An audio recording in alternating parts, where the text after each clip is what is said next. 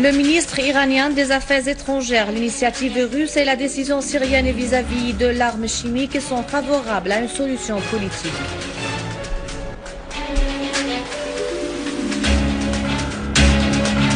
La Russie envoie un nouveau bâtiment de débarquement en Méditerranée à la fin du mois en cours.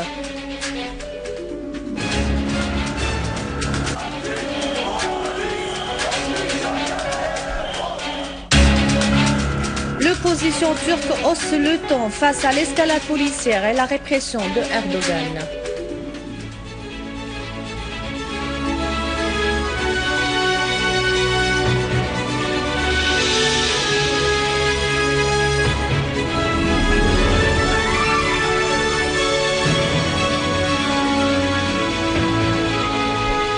Des titres au détail, bonsoir. Le ministre de l'Information, Omran Zahabi, a affirmé que la Syrie s'en tiendra au plan américano-russe au sujet des armes chimiques en Syrie dès qu'il soit entériné par les Nations Unies. M. Zahabi a indiqué dans une interview à la chaîne britannique ITN que la Syrie est engagée à respecter tout ce qui est émis des Nations Unies et elle accepte le plan russe pour se débarrasser des armes chimiques, ajoutant que nous avons procédé à préparer notre liste à ce sujet.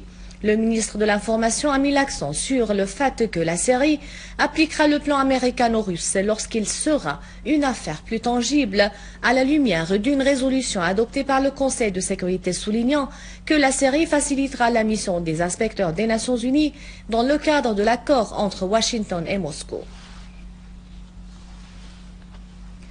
Le ministre égyptien des Affaires étrangères, Nabil Fahmy, a affirmé l'importance de la coopération de son pays avec la Russie au sujet de la crise syrienne et la nécessité de la tenue de la conférence de Genève II avec la participation de toutes les parties. Dans une conférence de presse tenue conjointement avec son homologue russe Sergei Lavrov, le ministre égyptien a confirmé l'importance de débarrasser la région du Proche-Orient des armes de destruction massive.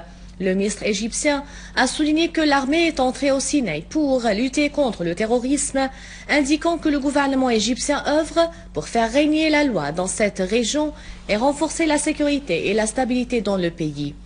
De son côté, Lavrov a affirmé la nécessité de la participation des pays de la région dans le règlement de la crise en Syrie, soulignant la nécessité de convaincre l'opposition de participer à la conférence de Genève II. Lavrov a mis l'accent sur la nécessité de lutter contre le terrorisme là où il se trouve, que ce soit par la force ou à travers les Nations Unies et les organisations internationales. Concernant les armes chimiques en Syrie, Lavrov a fait savoir que certains n'ont pas compris ce qui a été conclu avec les États-Unis à ce sujet et que le recours au chapitre 7 n'est absolument pas évoqué. Le département de presse de la flotte de la mer Noire russe a annoncé que le grand navire de débarquement Yamal se rendra en Méditerranée à la fin du mois en cours.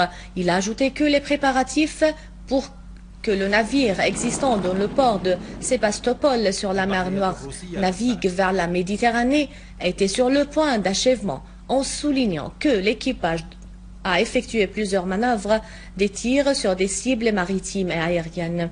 La flotte russe avait plutôt annoncé qu'il allait travailler pour renforcer sa présence dans la Méditerranée en raison de l'escalade de la tension dans la région. Le commandant en chef des gardes révolutionnaires iraniens, le général Mohammad Ali Ja'fari, a assuré que l'échec du plan ayant pour but de mener une action militaire contre la Syrie représente une nouvelle défaite pour les ennemis. Le général Ja'fari a indiqué que la dernière défaite pour les ennemis était devant la résistance en Syrie, soulignant que ces ennemis avaient planifié d'intervenir militairement en Syrie, mais ils étaient mis en échec.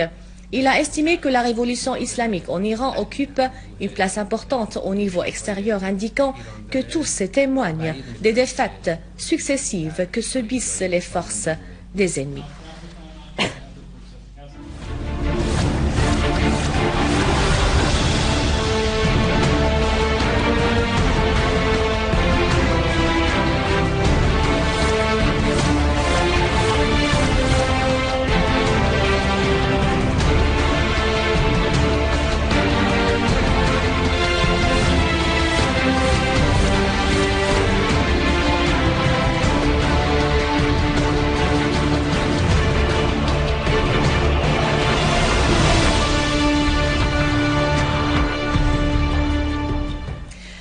la banlieue de Damas, précisément près de Maaloula, l'armée arabe syrienne a enregistré des progrès dans sa lutte antiterrorisme dans la région ouest de la ville Maaloula ainsi que dans la plaine de Zabadani où de nombreux terroristes du Front Nasra ont été liquidés.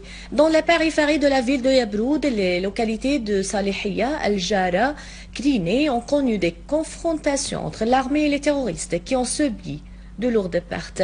Dans la périphérie de Jéroud, les terroristes ont été encerclés à Jabal Soura et Al-Batra. Dans le gouvernorat de Damas, de même 20 terroristes, dont la plupart de nationalité étrangère, ont été liquidés près de Adra, dans le secteur de l'est de Al-Rouda. Au sud de la capitale, un repère de terroristes a été détruit à Al-Diabia. Le chef d'un groupe terroriste, Jaber Al-Frehi, a été également tué ainsi qu'un grand nombre de membres de son groupe. À Daraya, près de Damas, un autre groupe a été neutralisé, dirigé par Abdelkarim Kazak, alors que dans les quartiers Berzé et Al-Qaboun, 12 terroristes ont été liquidés ainsi que une voiture chargée de munitions dans le quartier de Jawbar a été détruite. Le quotidien britannique The Daily Telegraph a publié une étude menée par l'Institut britannique de la défense dans laquelle il a souligné que les terroristes extrémistes représentent près de la moitié du nombre de forces d'opposition armées en série. L'étude ajoute que le nombre de militants qui se battent contre l'armée arabe syrienne est estimé à 100 000 terroristes distribués sur plus de 1000 différents groupes armés. Selon les estimations des experts, des milliers de ces extrémistes se battent sous les ordres d'Al-Qaïda, tandis que 30 000 à 35 000 autres se repartissent dans les divers groupes islamistes extrémistes. Des millions d'élèves font leur rentrée scolaire dans différentes régions en Syrie. Plus de 4,5 millions d'élèves ont commencé hier leurs études scolaires dans un nouveau message au monde entier que le peuple syrien aime la science et continue sa vie malgré les menaces des terroristes et des malveillants. Les actes de terrorisme ciblant des centaines d'écoles n'ont pas empêché le ministère de l'Éducation d'assurer de différents matériels scolaires aux 18 000 écoles se trouvant dans différentes régions en Syrie. Le ministère de l'Éducation accorde un grand intérêt à la fourniture des matériels scolaires aux élèves. Le ministre de l'Éducation, Hazwan Elouz, a fait hier une tournée dans différentes écoles à Qudseya, dans la banlieue de Damas, pour se rassurer de la disponibilité des écoles. Le ministre a souligné que le commencement de l'année scolaire était dû à l'engagement du personnel administratif et des enseignants à leur travail. À Homs, Mme Fayrouz El Moussa, membre du commandement national du parti Baas, a pris connaissance du déroulement de l'examen normatif de la faculté d'architecture et le concours d'admission à la faculté d'éducation et de la musique, ainsi que des résultats d'inscription générale à l'université d'Elbas. Mme El Moussa a pris part avec les étudiants à un sit-in qu'ils ont exécuté en signe de condamnation de l'agression contre la Syrie et elle a également effectué un nombre de visites au point de contrôle de l'armée arabe syrienne à Homs. Et à l'attaquer, le ministre de l'Enseignement supérieur, Malek Ali, a effectué une tournée sur des centres de concours d'admission à la faculté d'architecture et à la faculté de la culture physique de l'université de Tichin. Le ministre a donné ses directives pour déployer davantage d'efforts pour le bon déroulement de ces concours d'admission. Des hommes d'affaires turcs ont indiqué dans une déclaration retransmise par le site Mahaliv Gazda que des éléments des groupes terroristes démantèlent des équipements des usines qui sont hors de service en Syrie pour les trafiquer illégalement en Turquie. Le crime transfrontalier commis par les terroristes sur le démantèlement et la contrebande des équipements des usines qu'ils avaient volés de la Syrie vise l'économie syrienne dans une campagne de sabotage lancée par les gangs armés sur directive du voleur d'Alep, Erdogan. Les hommes d'affaires turcs au sud-est de la Turquie ont réclamé dans une déclaration au site Mahaliv Gazda à leur gouvernement et aux responsables turcs de trouver une solution pour la production non juridique via de nouvelles usines établies des pièces volées des usines syriennes. Les hommes d'affaires ont fait savoir que ce sont les éléments terroristes du front Nusra qui démantèlent et volent les pièces des usines syriennes pour les trafiquer illégalement via les postes frontaliers vers la Turquie, ce qui porte atteinte à la Syrie, pays voisin.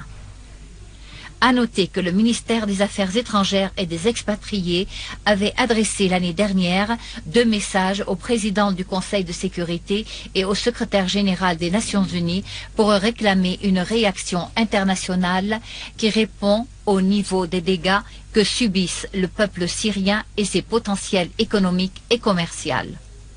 En outre, l'Union de la Chambre d'industrie syrienne a intenté un procès international à l'encontre du gouvernement turc, représenté par son chef, Recep Tayyip Erdogan, pour son implication dans le sabotage systématique de l'économie nationale et le vol des usines d'Alep.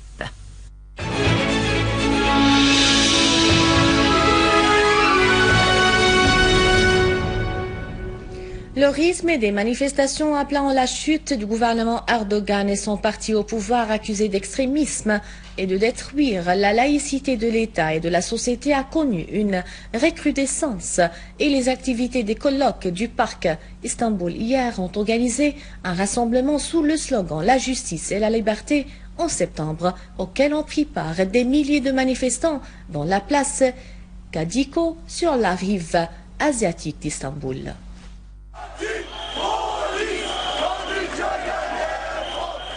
Les manifestants ont brandi des photos des 6 victimes du soulèvement turc qui ont péri sur les mains des forces d'Erdogan et ils ont scandé des slogans qui font porter à Erdogan et son parti la responsabilité de la mort des manifestants et l'acquittement des accusés alors que des voix qualifiaient le parti de la justice et du développement d'assassin.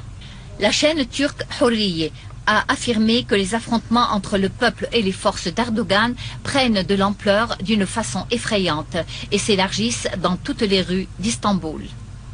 Et dans la capitale Ankara, la situation n'était point meilleure, où les manifestations se poursuivent depuis plus d'1 semaine, alors que dans la ville martyre d'Antioche, le sang coule toujours en raison de la terreur d'Erdogan et son parti, où ses habitants exigent le jugement des assassins des 3 jeunes manifestants tués dans la ville. Les manifestations en Turquie entrent dans leur 2e semaine, défiant Erdogan et son parti, affirmant que leur fin est désormais proche et que le peuple turc n'acceptera plus dorénavant l'extrémisme takfiri qu'exerce et soutient Erdogan, qui conduit le mouvement mondial des frères musulmans. À la fin de ce journal, un rappel des titres. Le ministre iranien des Affaires étrangères, l'initiative russe et la décision syrienne vis-à-vis de l'arme chimique sont favorables à une solution politique.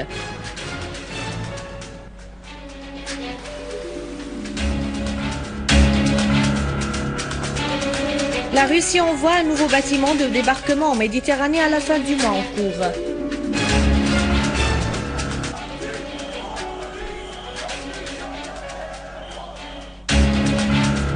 L'opposition turque hausse le ton face à l'escalade policière et la répression d'Erdogan. Avant de vous quitter, je vous rappelle que vous pouvez consulter le site internet syriaonline.sy pour revoir ce journal et davantage d'informations. Merci de votre fidélité. Bon après-midi.